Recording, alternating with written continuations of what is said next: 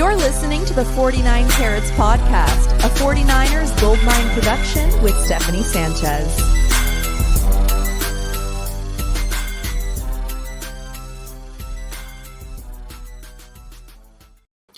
What's going on, everyone? Welcome to another edition of the 49 Carats Podcast. I'm your host, Steph, joined as always by my Monday co-host, Weston Smith. It is officially draft week. Weston, how we feeling?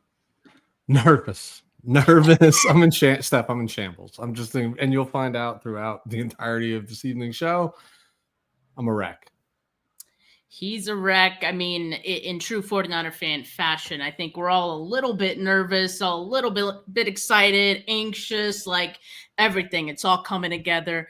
We will be discussing the risks involved with just about every possible prospect the 49ers might pick at 11. Some risks are bigger than others, as are some of the potential rewards for that risk. But before we start diving into these prospects, Weston, we've got a couple of 49ers quick hitters here, just some news that came across our desks this fine day. And so with the 49ers offseason program starting tomorrow, the big question is, will Brock Purdy show up? And as per Mike Silver, he's saying here that, quote, there has been some progress toward a multi-year extension for Purdy that will likely pay him more than $50 million a year. The question is, how much progress?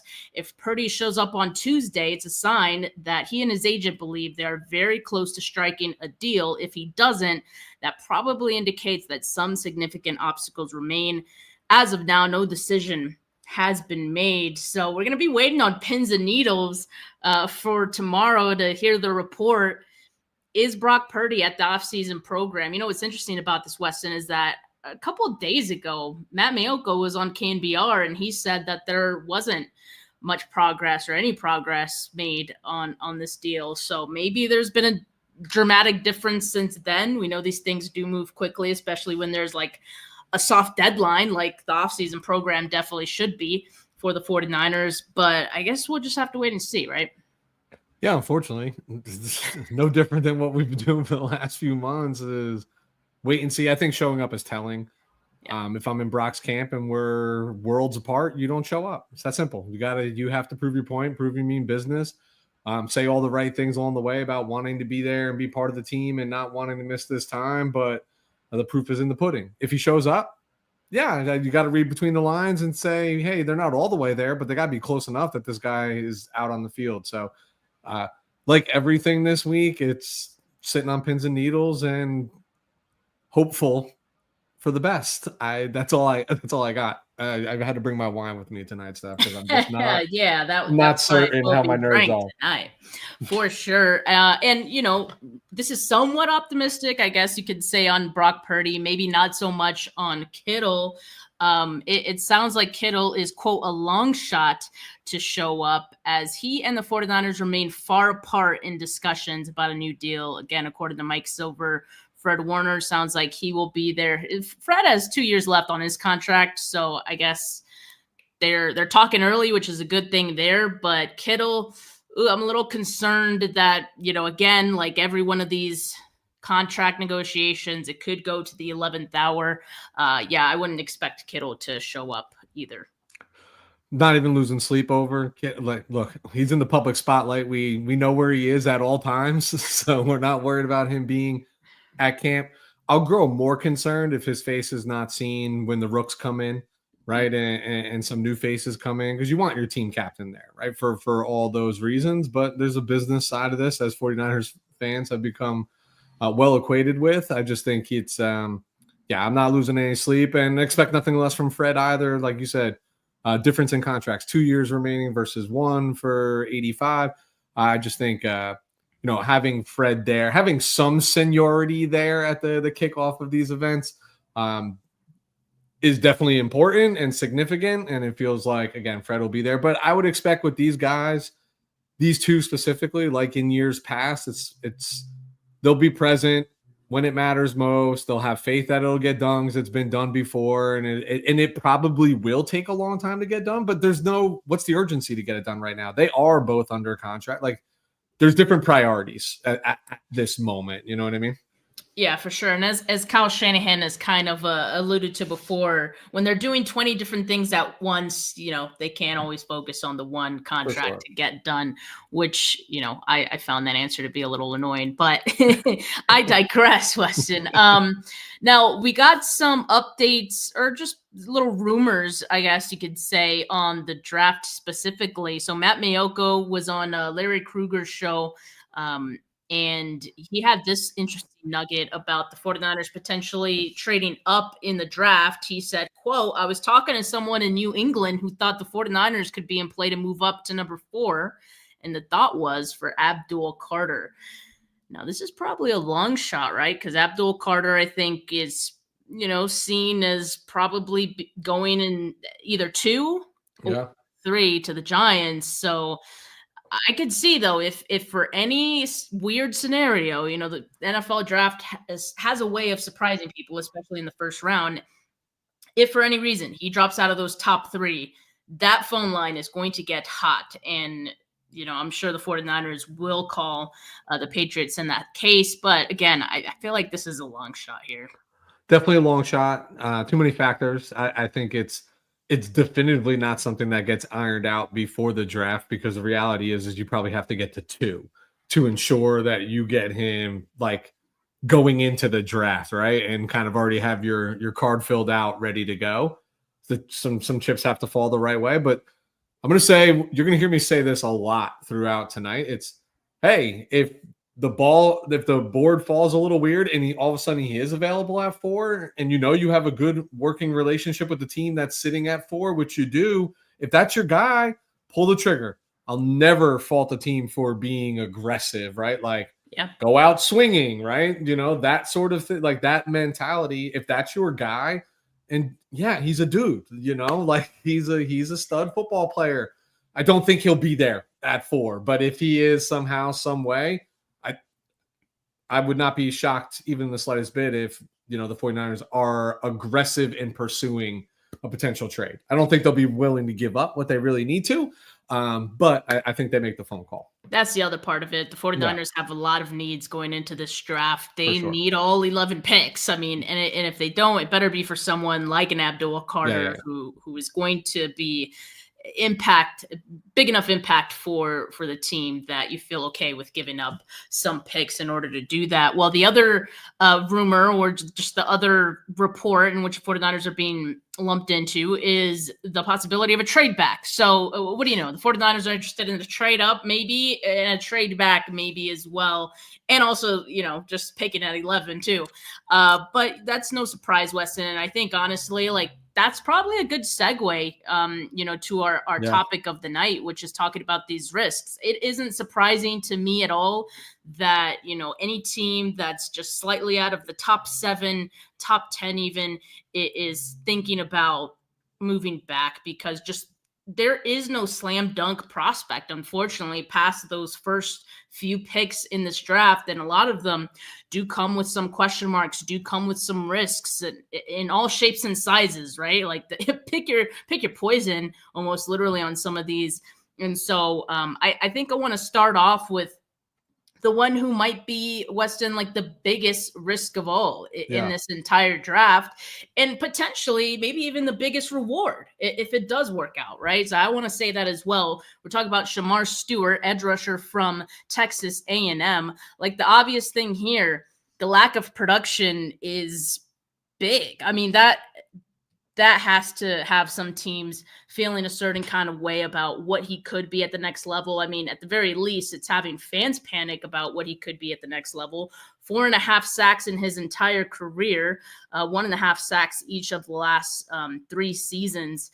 And so that's on 680 career pass rush snaps. Like, that is just not good. And it's because he's not a very polished pass rusher. Yep. Right. And so he also has a 26.9% missed tackle rate. So he's not a finisher. That's one of I think the biggest concerns with Stewart. Full 1-year starter at Texas A&M. But I mean, you also see the upside. You can understand why a defensive line coach, why a defensive coordinator almost be clamoring for an athlete like this, because he is one of the top athletes, if not the top athlete in this draft class, hands down. Yeah, I don't want to be redundant here. I think everything you just said is factual, right? Like the things that he has are not teachable. The speed, the size, like they're just God given, right? Like that he has, and any NFL coach would be like, let me get my hands on that clay and let me mold it, right? Like, and I can get production out of this guy. Gotta love and gotta appreciate their confidence. But I, like so many, sit in this school of thought of like, lack of production in college doesn't give me confidence of having ultra production at the highest of levels, right? Playing the best of the best. Like if you're that good, you're that freakish, you couldn't pick up like a 3-sack game against like Vanderbilt in the SEC. You know what I mean? Like there should have been those opportunities. Look, I, like everybody, am a sucker for just these like raw traits, but we've talked about it a lot leading into this stuff. 11's can't be a project. It's got to be day one. And if this was a guy that we were talking about and there's 10 other guys on the board and it's your 3rd round pick, I'd say this guy all day long. You know what I mean? But at 11 or for any movement in the 1st round, I don't want to say it's got to be the sure thing, but you got to be 98% confident that you're stenciling this individual in as a starter on the offensive or defensive side of the ball. And I just don't know if he's that, that's my biggest, it's production. Again, not to be redundant, but that's how I kind of analyze Shamar Stewart. I would say buyer beware, big time here. If I'm running the board, he's not in my top 20, 25 picks.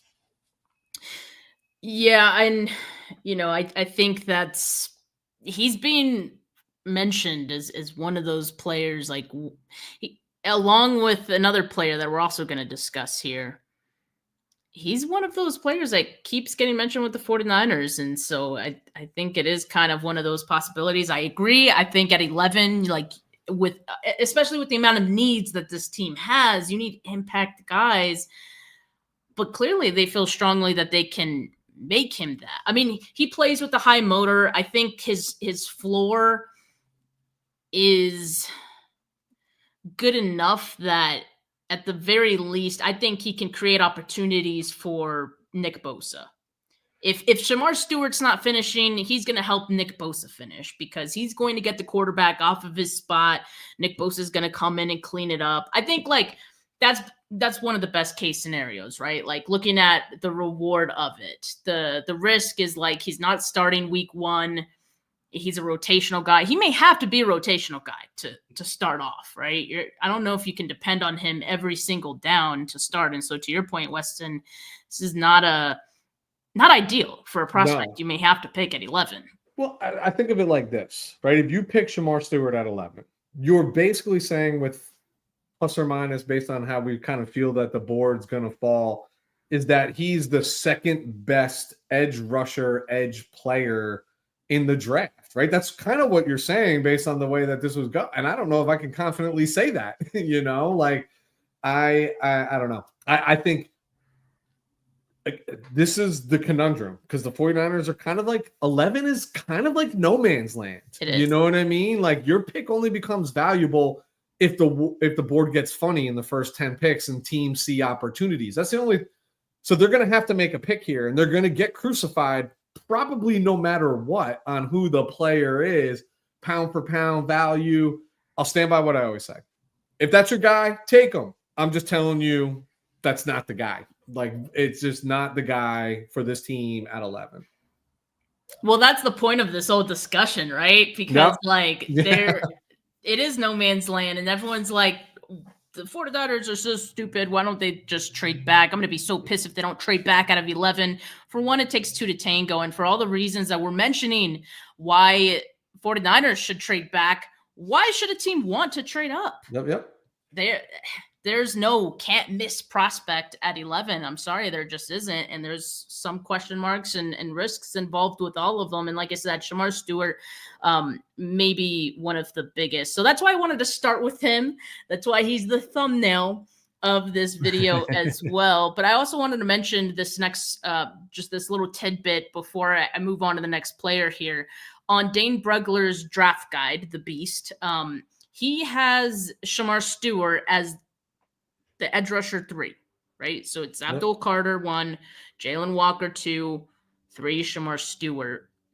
And so, I mean, that would make him the best edge, if we're assuming the 49ers are maybe in the same line of thinking that, his athletic ability makes him, that top prospect, that top edge after those first 2 guys, then, I mean, he could be that guy at 11.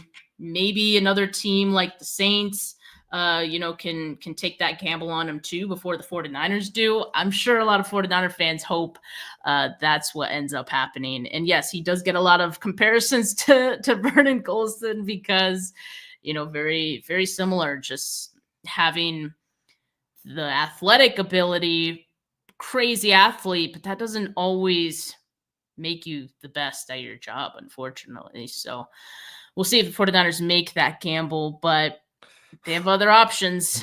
Other risks they can take. Other risks they can take. And next one we're going to talk about here is Georgia's Mel Williams, another edge rusher. So starting off with the edge rushers here, I do think that is a very big possibility for pick 11.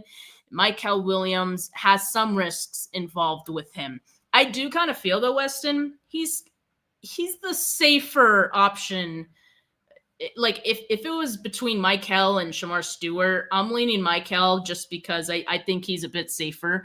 There's some injury history with Michael that I think, 49ers definitely, hopefully looked into.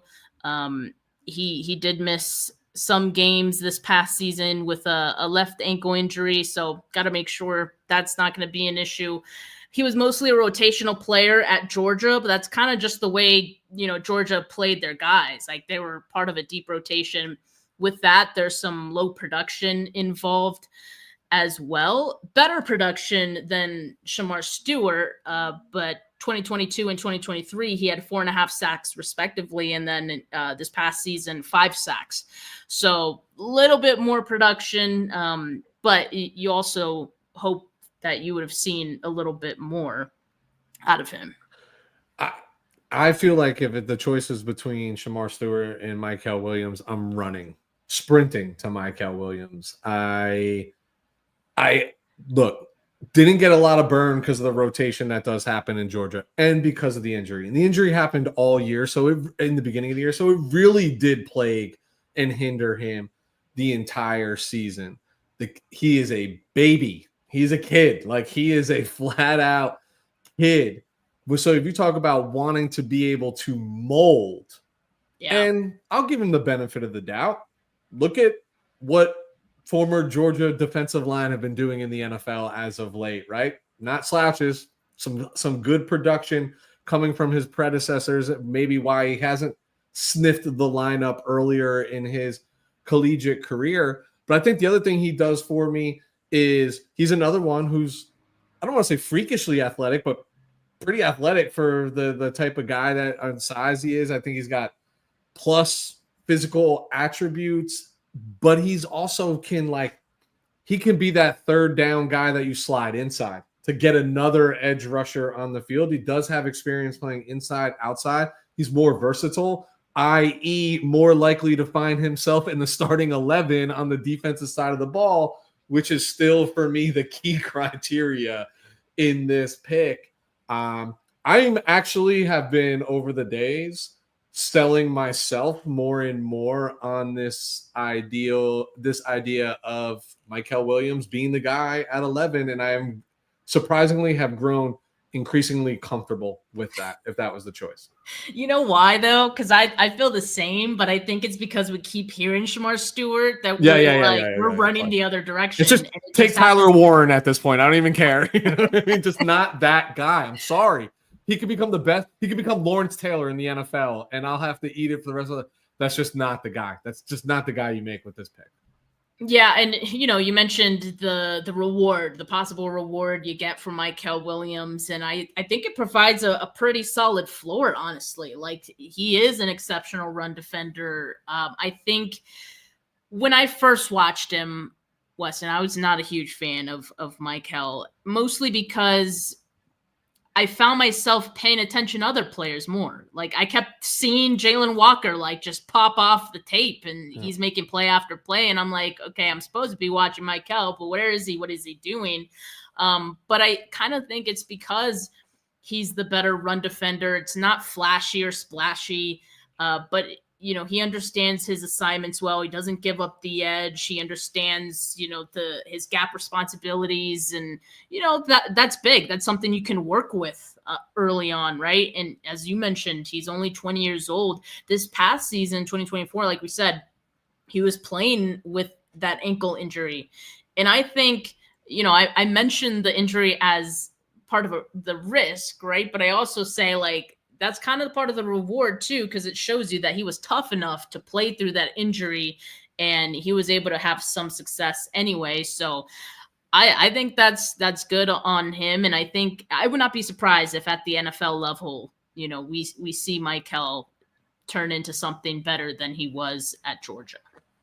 One thing that you just said, Steph, that is so true about the way you describe what he can and can't do and the way that he does it just sounds like team ball, right?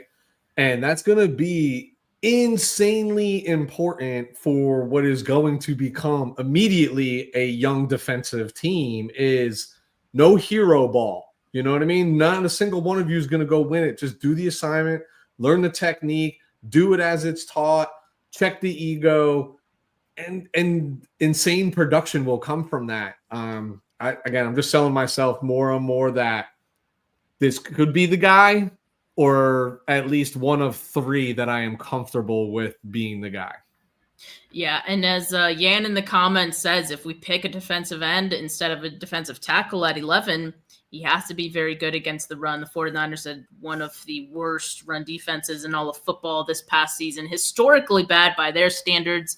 And so it wouldn't shock me if they went with a prospect that would immediately improve their run defense. And so, yes, you talk about needing an impact player. Well, that would be impact right there for the 49ers, just someone who can improve your run defense this season. And he can work on the rest as he goes. I think I'm with you. I'm starting to feel a little bit more comfortable with that as we go.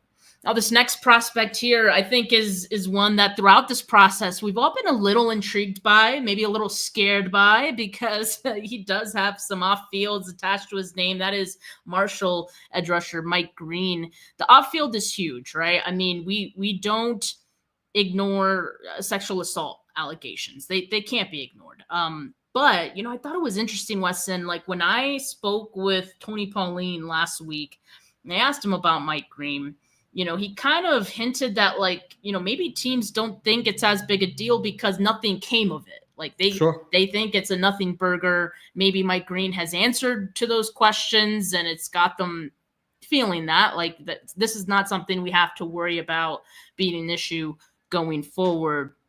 And so, you have to imagine the 49ers have maybe done some due diligence on him. The other interesting part of this is that we couldn't nail down the report of whether or not Mike Green had a visit with the 49ers, right? Yeah. I think Matt Barrows said he had heard from one person that a visit did take place with Green, heard from another person there was no visit. So I get this is me guessing, right? So no one run with this, but I just kind of think the 49ers did meet with him and didn't want that to get out there for whatever reason that may be, Yeah. I'm intrigued. Yeah, it wouldn't be the first time that something like that was done from the 49ers camp. I would err on the side of, like, if you have concerns about character, and if that's the flag that's been raised on the individual, and you are actively considering, you better bring them in for a top 30. This better not be the pick without shaking the tree a little bit. You know what I mean? Like, that's just malpractice, in my opinion. Another guy that checks all the boxes for me, like physically. I'm not worried about his arm Physically. length. I'm not worried about his hands. Yeah. I'm not worried about any of that stuff that, scouts might nickel and dime over if they're comparing prospects to one another. Not even worried about where the production took place. We've seen plenty of people come take the NFL by storm that have had significant production against lesser competition at the previous level.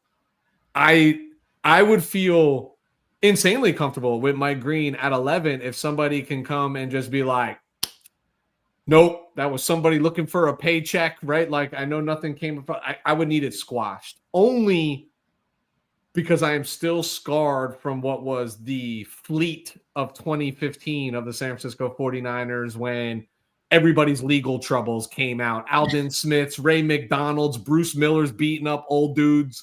Like, you know what I mean? Like, just nonsense that came. Like it felt like nobody did their due diligence, that these were like ticking time bombs. Reuben Foster is another one. Ultra talented, right? Felt like they checked all those boxes. Burned by that bridge again. I don't.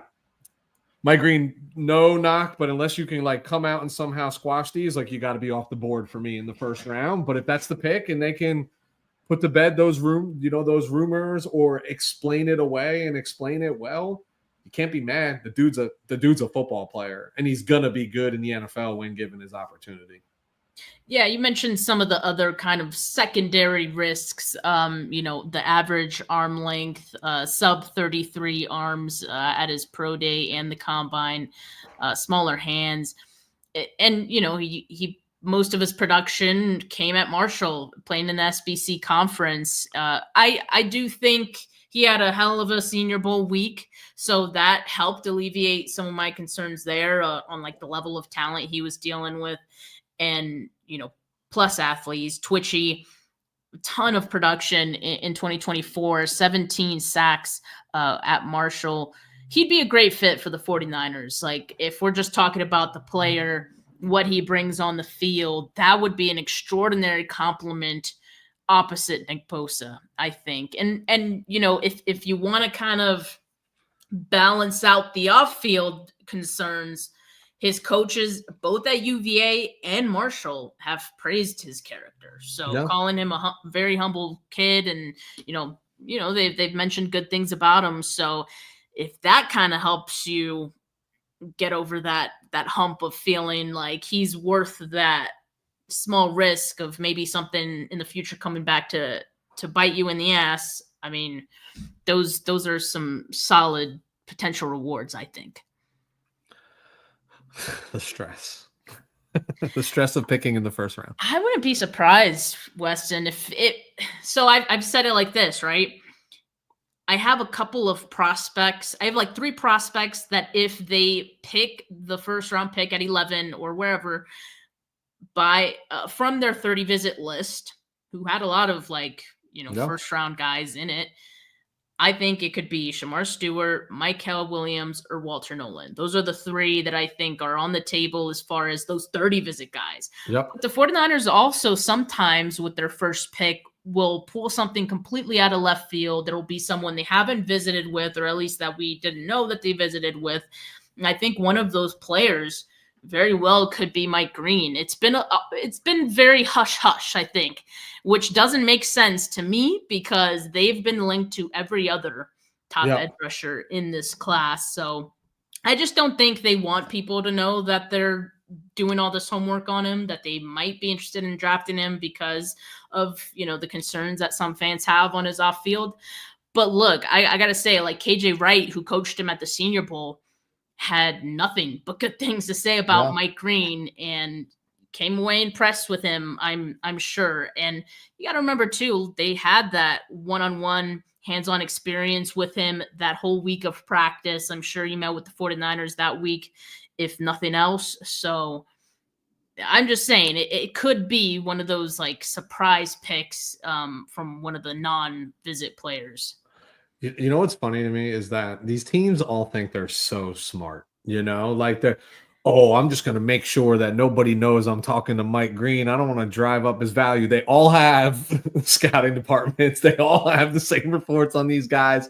You're not sneaking up on Mike Green. In fact, you're doing yourself a disservice for the value of the 11th overall pick if you're not hyping up all these different players that you could be interested in that might potentially go if somebody wants to fire up 3 or 4 spots to get a guy, but it's every year, like just these cat and mouse games. And it's just like so funny to me because it's like, dude, we get the game, you know what I mean? But they have done, to your point, Steph, they have done the surprise first round allocation to Ricky Pearsall was a non-30 visit last year, wasn't he not? Right.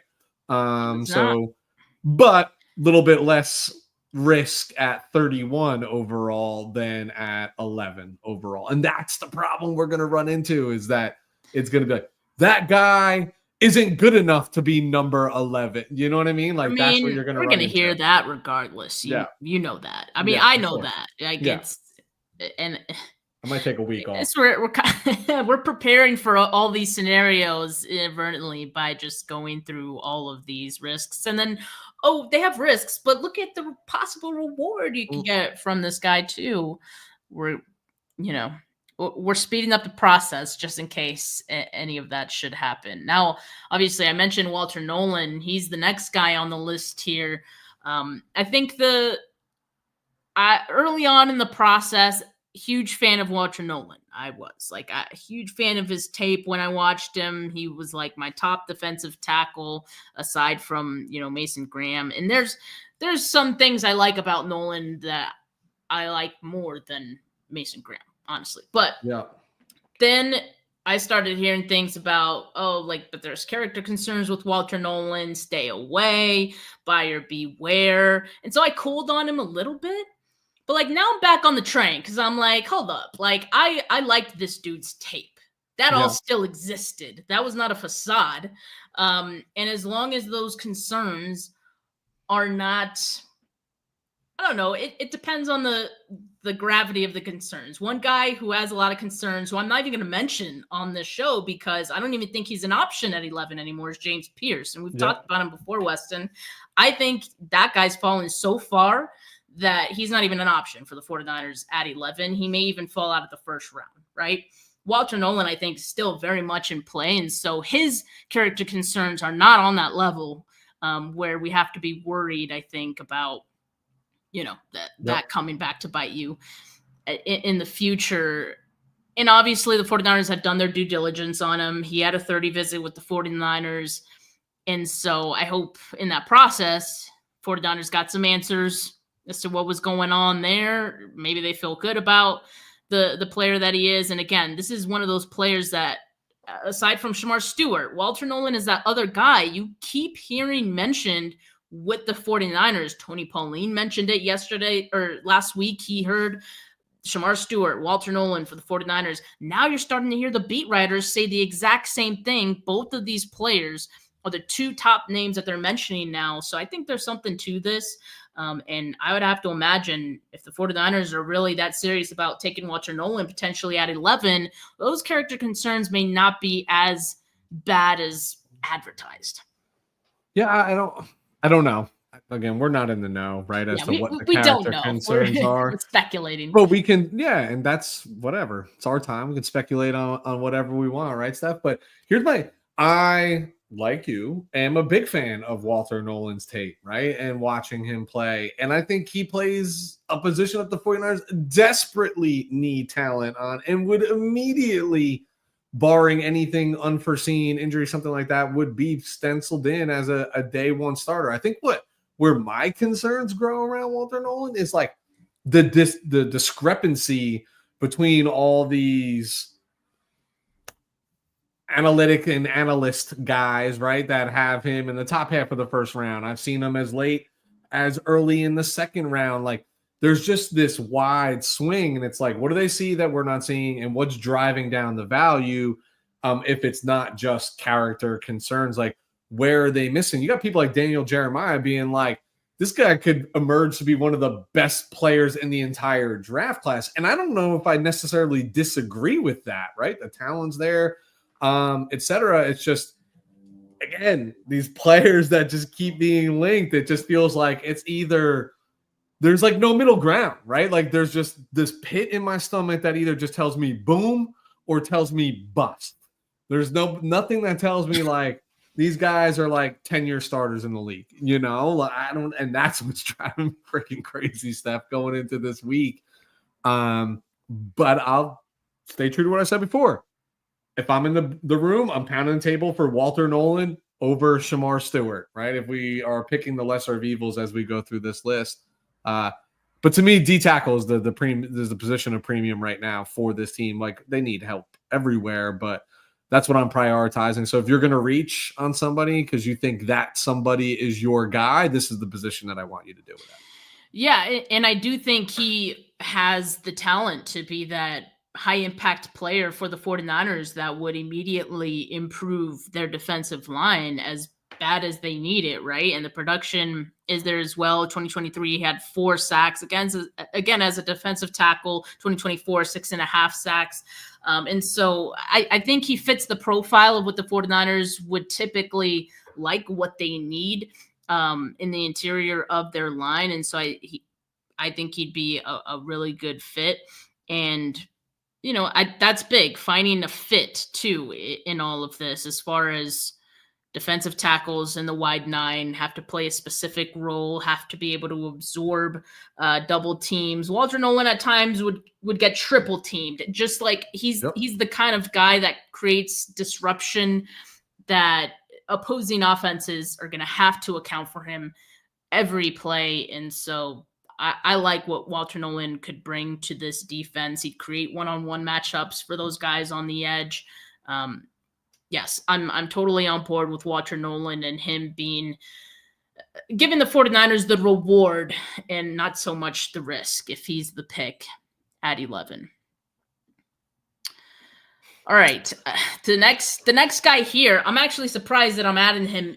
I added him in last minute, and it's because within the last day, like it literally this morning, I started seeing reports that teams have flagged a medical issue with Derek Harmon. Now, we don't know what that is. This could very well be one team's attempt at getting this rumor out there to hope that this player falls. But that player is Derek Harmon out of Oregon, another defensive tackle who I think would fit the 49ers immensely, right? I mean, it's almost too obvious. This would be one of those other picks, Weston, that I think if they made it at 11 would be one of those left field picks that like no one saw coming, but at the same time, it's like, yeah, that's so Niners for them to do. So again, I don't know what the medical red flag is for, but I don't know if the 49ers had even know anything about this. They didn't bring him in for a 30 visit. I was just going to ask you, was he a visit? He was not a visit player, at least that we know of. I think there's only 2 visits that we don't know of because we have 28 that have been confirmed. And so they met with them, I think, was it the Combine? But, yeah, as far as a medical check, aside from that, yeah, he had a formal meeting with 49ers, not sure when. But, yeah, some concern there maybe. Yeah, I don't speak much on Derek Harmon. I admittedly didn't see enough of him. I agree from what I have seen and what I have read, and just looking at size and weight, like fits a clear need, right? And does the things well that the 49ers did not do well last year, like filling gaps and stopping the run and holding anchor along. Like, he's a big body who can eat up space. For me, for a while, there was so much buzz around his name. I started to feel like this guy was going to be the pick at 11, and that was concerning. But another one that maybe I talked myself into about just being like, hey, fits my criteria. He'll start. He'll play right away. But they just have, like, with 11, coming off the season that they're coming off of, the exodus of, name, they almost need something safe, you know what I mean? And like that, you have to pull yourself out of the red flag medical, red flag personality, behavior, whatever we want to call it, right? Like, I just think you need to remove yourself from those equations unless you're in the know. Like, if you are deep in the know and like, hey, Well, no, I don't even want to say he stubbed his toe, because for a dude who's 300 pounds plus, the toes are the most important part of his body. They keep his feet going. Like, I don't know. You know what I mean? I'm just like, step away from that.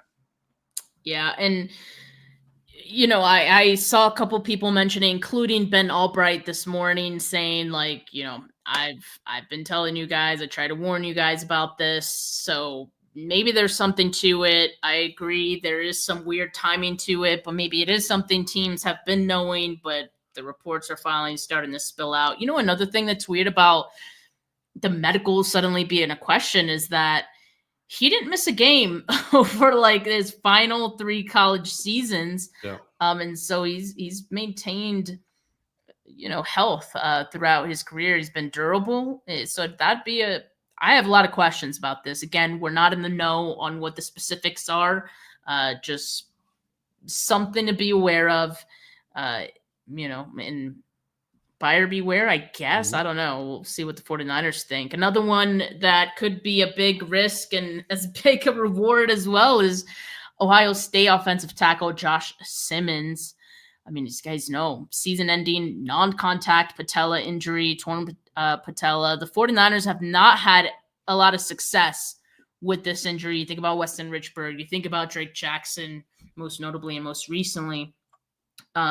This one makes me nervous, but I think the reward would be so massive, Weston, that you do have to give this a good look. And he did have a 30 visit. I think the 49ers are definitely giving this a look, because if you come out of it and you don't have any concerns at the end of it, this is Trent Williams' successor right here. Mm-hmm. One that you would not have any questions on aside from this. And, the reports have been that the medical rechecks have been positive. He could be cleared by training camp. I mean, I don't know. What do you think about this one? Josh Simmons, Ohio State. I'm out on Josh Simmons in the first round. And it's just the patella. It's like it's so scary. And he doesn't fit my immediate criteria, right? Like, he's not, even if he is okay by camp, he's not starting out of the gate. He's not, You know what I mean? So long as Trent's there, so long, if Colt McKivitz is healthy, he's not even going to be given that opportunity to, and I get it. Part of this is also investing in the future. I feel for Josh Simmons, because this injury to the patella, especially being non-contact, right? Like, that's an issue, and teams are gonna pull him off the board entirely because they're not confident with the recovery of that. And he's probably somebody who's in a position to take a flyer on the offensive line, and by flyer, maybe use a 2nd round pick, and they're loaded with picks the rest of the draft. What a competitive team, right? So if he does get healthy, like, bonus, for them. I just don't think the 49ers can be in on this, and it's a shame for Josh, because I do believe that had that not happened, he's probably a top 5 pick in the draft. Absolutely. I know It's really such a shame for him, because a lot of teams aren't going to feel comfortable with this, even if it does end up working out, right? Like a team may reap the reward out of this, right? Taking this risk. But I don't know if I want that team to be the 49ers at pick 11. No, they're just not that roster anymore. Yeah. You know what I mean? If this was last year coming off, you would have been fine with a player like Josh Simmons where they took Ricky Pearsall. You wouldn't have questioned it. You know what I mean? Like, just a different vibe, different buzz, different building. It's just it's not the same roster anymore. Listen, if he's there in the 2nd round, yeah, you're investing in your future that way. Maybe you get lucky, maybe you get right. But to your point, they have too many of their own instances with this regime of how this story ends, Yeah, I'm loving the comments, by the way, on Josh Simmons. Definitely some thoughts by you guys. I think the consensus from 49er fans is that, this would be, I think, too much of a risk, and you need impact players, and most of the impact players that you need are on the defensive side of the ball. So I think that's the other part of it as well. You pick where you pick. The board falls the way that it falls. That's why the strategy should always be BPA. You got to think about it no matter what. If you're picking at 11, there is an opportunity to make your defense better than it started the day. It's just a matter of where do you want to start it, Hind in the comments says Trent Baalke would love that knee injury. That's one reason to stay away, I guess. I mean, you've convinced me enough. Thank God that's probably why they got Balky out of Jacksonville, because they have the 5 pick. They're like, nah, this ain't happening. Like, let's run him out now. Yeah, he'd take Simmons at 5. Yeah, exactly. So, I mean, just a little side note there. That pick 5 could be an interesting one. I think there's speculation now that they can pull something out of left field, and maybe they're eyeing Ashton Ginty for that number 5 pick, which could certainly change things from what we thought it might have been, maybe like a month ago with that top 10. I think there will be some surprises in the top 10. There always is, especially with Jacksonville picking up there. You just like, some teams are just cursed. And this is like, you're going to take Genty, but you got ETN, you got Tank Bigsby. These are young guys who've been lighting up the league. Rushing the ball is not a problem in Jacksonville. So let's just go get another running back. You know what I mean? Like, make it make sense. Which is kind of how I feel about the 49ers getting cornerbacks mocked to them. Yes. Which was happening quite frequently last month. It's kind of died down a little bit, which I think is good. Hopefully, maybe a good sign. But I think also it's because I think the consensus is kind of cooling down on these players just a bit. Will Johnson, who I think maybe would have been seen as a lock, as a top 10 pick, maybe a lock at pick 11 for some. Yep. I think not so much anymore these days. And I think part of it is, there's some injury history there that he's dealt with a bit in his career, and he lacks the NFL speed. I think that's another part of it too. He had a private pro day. He opted out of running the 40 there. This is not a good sign, right? I think that tells you he knows he was going to run a slow 40 time that would not help. But him not running definitely didn't help either. I mean, the plus side of it is that you can get the next Patrick Surtain, right? Yeah. He has the NFL size, prototypical corner plus technique. I mean, the 49ers don't need a corner, but if they did go the Will Johnson route, no one would be able to throw against them. You already have Renardo Green, you already have Lenore. But yeah, it's just not a huge priority, I think, for the 49ers. And then especially with the risk, and albeit maybe it's not as big a risk as some others that we've discussed, but, I'm weighing all of that into the equation. I don't know if I'd go Will Johnson at 11. No, I think I wouldn't either. I didn't love this when it was like in the first mock. I don't put corner as first round priority, and we've talked about stuff. There's another corner that I'd be interested. Bring me the quote unquote next Brian Branch. I compared him to Diamador Lenore and Jadeveon Brown, right? Being able to play all over the place. He's on here too. He's on here too, because like we said, no player at 11, I think, is without some risk. For sure. I think of it like, go to the Will Johnson real quick. Good production at Michigan, right? Top flight program, top flight competition. Like, he proved it on big stages. It is concerning for me that you're not running the 40, because the position that he plays, you run the 40 because if you run it in sub 4.4, you make millions more than you did if you run it in 4.42, which tells me he's not even confident he was breaking 4.6 in a 40. And that's not tied to he's not running because of injury, right? It's just like, no, I'm just opting out to run, or however they want to position it. I'm out on Will Johnson at 11. That's just, I don't know how else to say it. Yeah, and as Chris in the comments says, how can you think of spending 11 on a guy who won't run a 40-yard dash? Yeah, I mean, that's a great point. I mean, that's a bit of a red flag, right? And only Dion can refuse to run a 40-yard dash. For those, like, skilled type of players, yeah. It doesn't really bother me for like a Walter Nolan, who also didn't run a 40, but it's like, yeah, I don't need to see a 40 from Walter Nolan. I do need to see a 40 from a guy like Will Johnson. And to, go to the next guy here, Jadeveon Brown, some injury history with him that, maybe makes him a concern for some teams, just something you want to think about if you're picking 11, right? He also lacks NFL size. The plus side would be he offers a ton of versatility as far as where you can line him up. You could essentially line him up anywhere in the secondary, and the 49ers really haven't had that kind of versatility since Jimmy Ward, and I think they liked to have that when they liked having that when they had it, and they haven't had it since.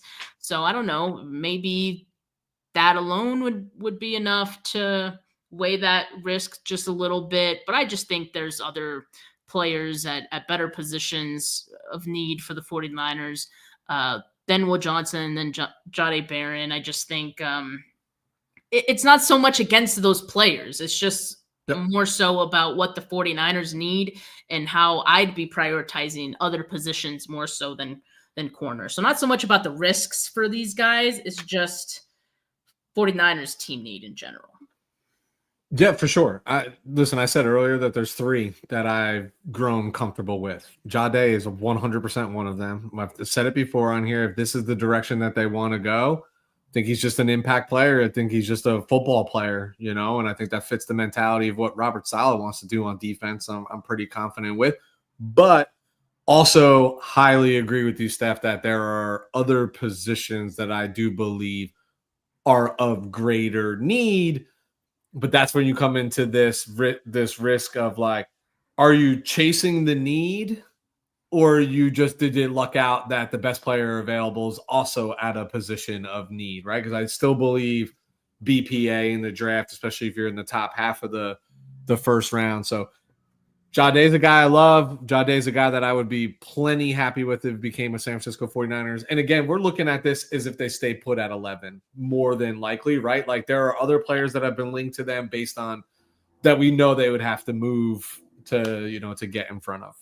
Another player that I was like torn on whether or not to include here was Kelvin Banks Jr., which, the 49ers have done their due diligence on him as well.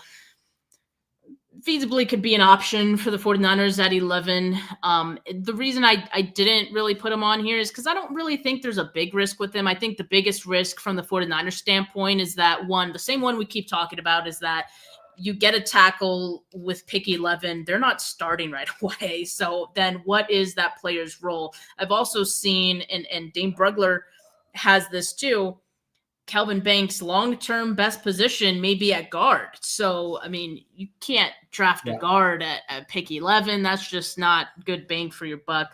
And so while he could play tackle, I think it seems like a lot of teams see him more as a guard. So that's why I didn't want to include Kelvin Banks, but who knows? That could be another completely out of left field pick that the 49ers make if they absolutely feel like they need to get a left tackle in this draft. I don't think they should feel that way, like they need to force it.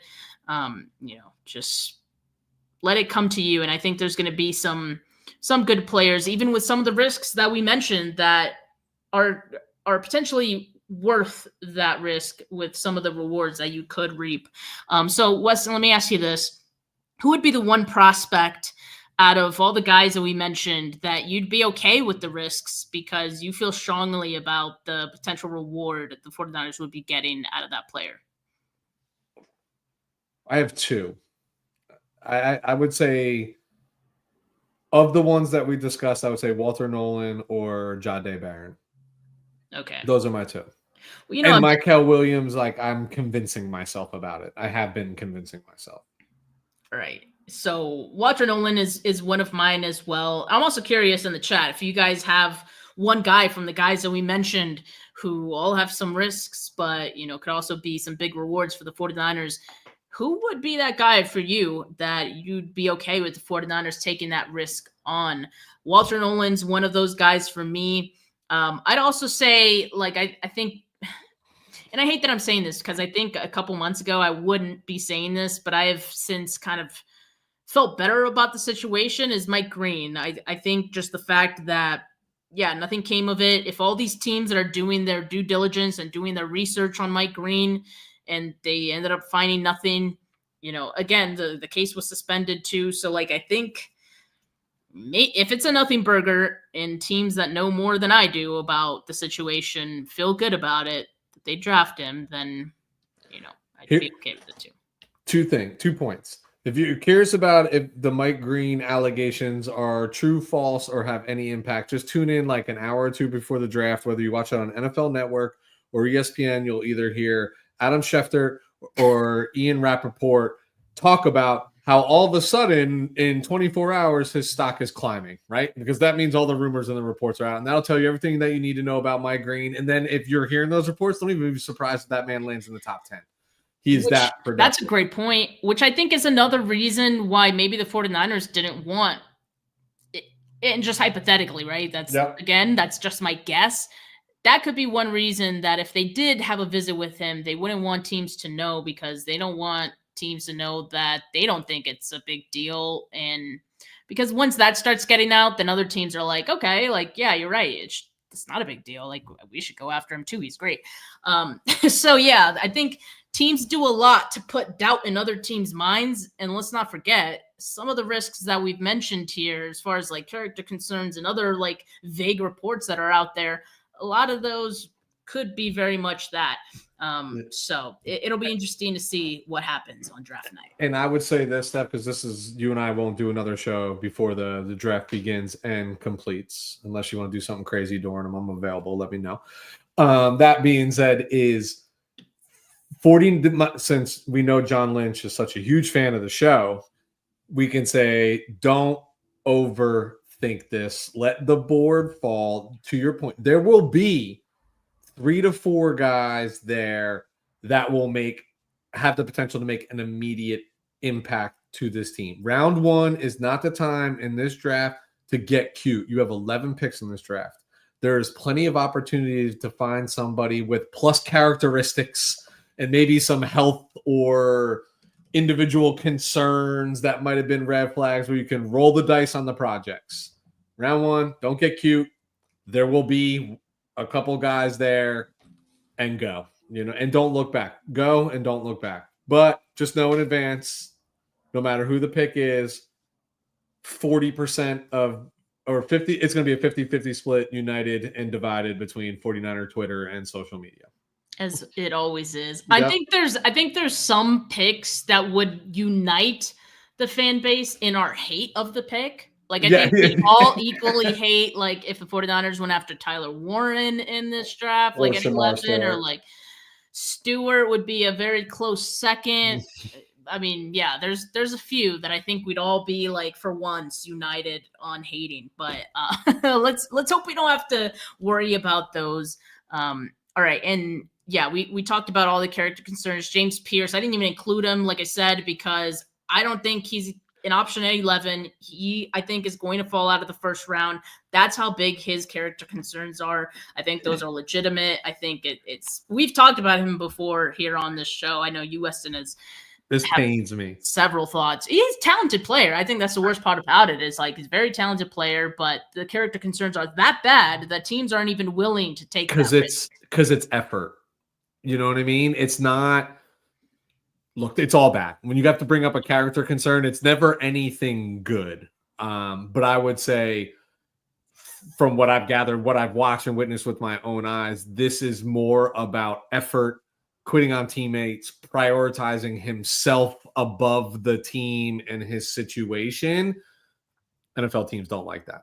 They just don't, which is crazy, right? Because there might be somebody who has domestic violence against them that might get drafted above this guy, but it's the business that is the NFL that is wild. But Steph, I will say it, and I'll say it right now. James Pierce goes to the right scenario, Kansas City Chiefs, something like that, right? Like at the end of round 1, maybe early round 2, the dude will win defensive rookie of the year. I promise you.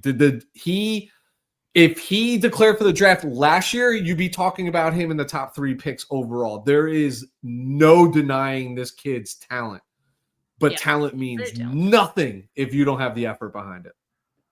Yep. So I'll just say that, like, these are widely reported things with James Pierce. I think they're legitimate enough that everyone is talking about him falling potentially out of the first round completely, or just being Eagles or Chiefs. Yeah. One of those two teams. I think that's literally his floor at this point. So Yeah, I mean, aside from everyone else we discussed, I think those are all on the table for the 49ers at pick 11. Curious to know what you guys think, who you guys would be willing to take a risk on in this draft. Let me know in the comments. But for now, folks, make sure you like this video. Make sure you subscribe to the channel if you haven't yet. Not just my channel, but Weston's as well. A lot of great draft content coming this week. Tomorrow, going to be doing a final mock draft with John Chapman. Wednesday, going to be having Matt Barrows on the show. One final pre-draft primer with him. Thursday, going to be doing a live draft show with Gold Standard Network. So guys, just make sure you're locked in. Keep those notifications on this week. It's going to be a fun week of content. Can't wait. For now, have a good rest of your Monday, folks. I'm going to go to the theaters, watch Sinners. I'm very excited. Heard it's a great movie. So enjoy the rest of your Monday, folks. Peace.